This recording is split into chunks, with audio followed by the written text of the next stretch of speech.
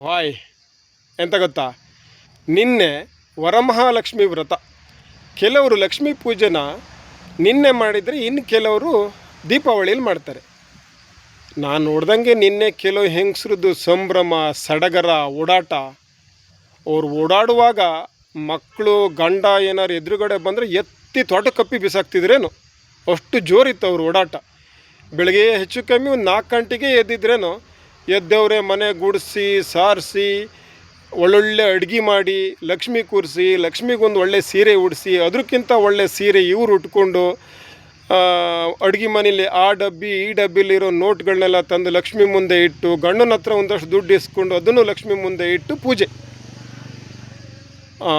ಅವ್ರು ಅಲಂಕಾರ ಮಾಡ್ಕೊಂಡಿದ್ದು ನೋಡಿದ್ರೆ ಕೆಲವರು ಆಯುಧ ಪೂಜೆ ಬಸ್ ಥರ ಕಾಣ್ತಿದ್ರು. ಇನ್ನು ಕೆಲವರು ಮನೆಗೆ ಬಸವಣ್ಣನ ಹೊಡ್ಕೊಬರ್ತಾರಲ್ಲ ಅಲಂಕಾರ ಮಾಡಿ, ಆ ಬಸವಣ್ಣನ ಥರ ಕಾಣ್ತಿದ್ರು.